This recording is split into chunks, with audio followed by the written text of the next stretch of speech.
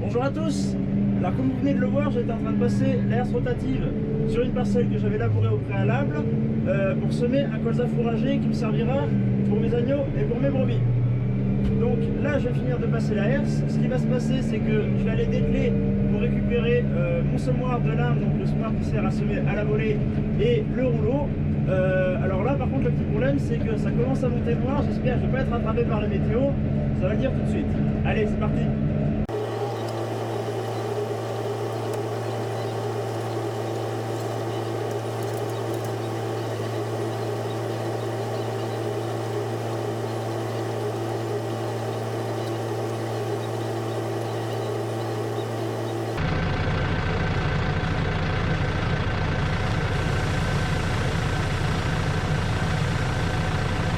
Donc là voilà, ça y est, j'ai tout attelé, j'ai attaqué la parcelle. On peut voir là-bas que ça commence à devenir noir. Bon, de ce côté il y a encore un peu de soleil, donc ça devrait tenir pour finir. Donc pour l'instant j'ai fait toute cette partie là, il reste à faire cette partie là. La parcelle fait environ 3 hectares et demi. Donc voilà, pour semer le colza fourragé, en fait ce colza fourragé je vais m'en servir pour faire pâturer mes bêtes, donc les agneaux durant l'été et les brebis après, avant l'automne, donc pour faire un flushing pour la mise en lutte. Et donc voilà, ici pour le semer j'utilise un semoir de limbe, donc de précision on va dire, et le rouleau derrière. Donc le colza ici je vais le semer en petite quantité, je vais être autour de 3 kg hectare, donc ce qui représente pratiquement rien on va dire, mais le peuplement est suffisant, comme ça on pourrait le semer plus épais, mais semer un peu plus clair comme ça il va beaucoup plus se développer que s'il était semé plus épais et qu'il y avait beaucoup plus de concurrence au mètre carré. Du coup à l'avant j'ai mon semoir de limbe, le Newland, le fil qu'on voit c'est le fil qui est relié au boîtier vu que c'est une commande électrique, je vous montrerai ça tout à l'heure. Et derrière on a le rouleau, donc le Kivogne, le Rollmot en 6,30 m. Donc voilà, lui il me sert parce que du coup avec le délimbe, vu que je vois pas la graine, je ne peux pas voir où est-ce qu'elle tombe. Du coup je me sers de mes passages de rouleau, il est réglé en 6,30 m, enfin 7 m un peu plus large pour couvrir. Donc là où le rouleau est passé, je sais que j'ai semé et généralement je roule 2 fois. Alors pour vous parler très rapidement du colza fourragé, ici c'est quelque chose qui est on va dire assez rentable. Comme je disais, ça sert de flushing sur les brebis. Donc ça fait, on va appeler flushing. Donc avant la mise en lutte on va les mettre là-dedans, elles vont se refaire en état, elles vont être bien comme il faut, en forme, en état, et ça va être très bien pour elles au moment de la mise en lutte, donc avec les béliers. Et ce qu'il y a aussi c'est que à mettre en place c'est on va dire très raisonnable. Bon alors là du coup j'ai labouré et j'ai passé un coup de herse rotative pour affiner la terre avant de semer. Mais après la semence par exemple, ici c'est un sac de 10 kg que j'ai, et un sac de 10 kg revient à 37 €. Sachant que je sème 3 kg hectare, ça représente on va dire pas grand chose. Ce qui est le plus cher c'est le coût du gasoil, donc le labour et le herçage, voilà. Et après en termes de semences, ça a un coût on va dire très raisonnable pour les effets que ça va répercuter par la suite, parce que ça va avoir des impacts sur la prolificité.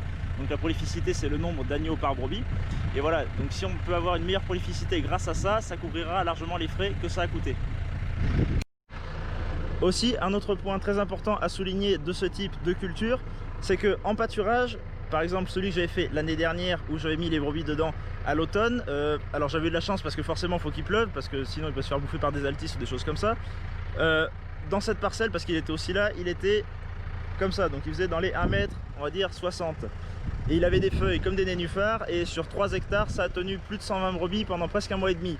Donc pendant 1 mois et demi, c'est toutes les autres parcelles où il a tellement plu là, qui ont été un peu préservées on va dire, parce qu'il n'a pas fallu amener de foin dedans, donc ça n'a pas abîmé les parcelles, les brebis les ont pas piétinées, elles sont restées dans une seule parcelle où il y avait à manger pour elles pendant 1 mois et demi. Donc comme je disais, pour ce que ça coûte à mettre en place, c'est vraiment quelque chose de très rentable. Le deux limbes, comment ça marche? Donc le deux limbes, c'est une petite trémie, voilà ici, avec la semence dedans. Et du coup, ce qui va se passer, c'est qu'il y a un boîtier en cabine électrique avec lequel je commande la mise en marche et l'arrêt et l'ouverture et la fermeture de la trappe pour pas que ça sème en continu. Ici, après, la semence va tomber sur cette pale. Donc c'est une hélice qui tourne et qui va la projeter donc de 0 jusqu'à 30 mètres. Alors là, je n'ai pas besoin de semer à 30 mètres. Du coup, voilà. Et après, donc c'est un fil électrique qui revient jusqu'à la cabine qui passe là, voilà. Alors je vous disais que j'utilisais un deux lames parce que c'est un semoir de précision. Donc là, ça c'est de la graine de colza fourragé. Donc c'est minuscule. Et comme je vous dis, je sème 3 kg hectare. Donc vous mettez 3 kg de ça sur 10 000 m², parce qu'un hectare c'est 10 000 m². Donc autant vous dire qu'il faut quand même que ce soit super précis. Et avec le deux limbes, ça va super bien. Du coup, pour là, on va semer cette partie du champ. Alors comme je vous disais, ici en cabine, on a le boîtier qui contrôle le semoir. Donc là, on a le câble qui vient du semoir qui est devant. Et là, on a un câble qui repart sur la prise d'alimentation. Donc ça, c'est la classique prise 3 plots qui sert pour les rumbaleurs, les pendeurs à fumier ou tout ce genre de choses. Donc c'est ce qui alimente le boîtier et le semoir en électricité.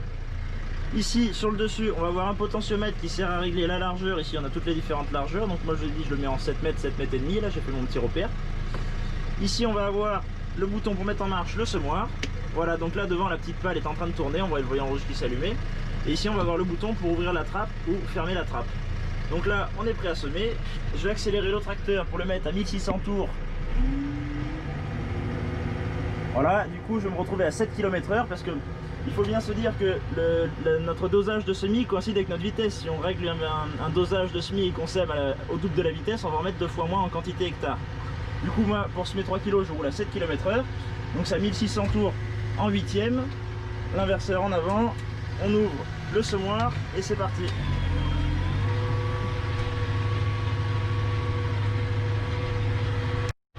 Alors là, du coup, devant, on ne voit rien du tout. Enfin, on voit pas les graines qui volent parce qu'elles sont minuscules. Donc, mais ça sème. Alors là, on le voit sur le côté, j'avais déjà fait le tour du champ. Et comme je vous disais, j'ai mon passage de rouleau qui me sert de repère.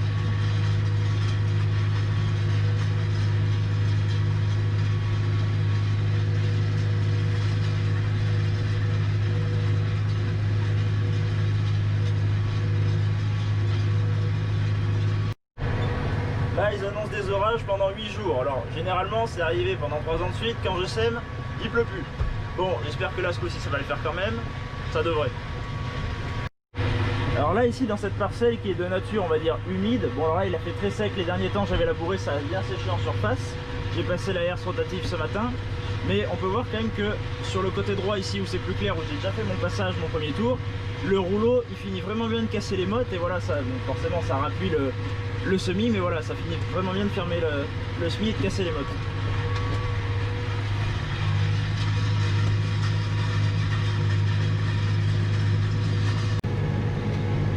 Bon ben là on arrive dans le coin du champ, donc là j'ai juste à fermer ma trappe, je tourne.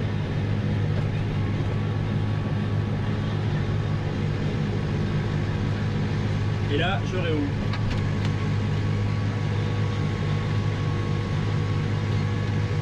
Alors j'en profite pour répondre tout de suite à la question de pourquoi tu prends pas le 1056 pour semer. Tout simplement parce que le 1056, certes il a un relevage avant, ce serait plus pratique pour accrocher le deux limbes. Et le 1056 il a un capot hyper long, vu que c'est un 6 cylindres, plus la longueur des bras du relevage avant, j'aurais pas assez long de fil pour avoir le boîtier dans la cabine. En plus sachant que le 1056, la prise 3 plots est un petit peu plus loin que celle-là, je pourrais jamais avoir le boîtier dans la cabine. Donc vu que celui-là est plus court, c'est le seul moyen, voilà. Sinon là en termes de débit de chantier, du coup pour vous situer, je roule à 7 km/h en 6 mètres, je fais à peu près 1 hectare en un quart d'heure, bon ce qui est relativement correct, donc ça avance quand même. Là la parcelle fait 3 hectares et demi, donc voilà, j'en ai même pas pour 1 heure. Descendre, mettre un peu de semences.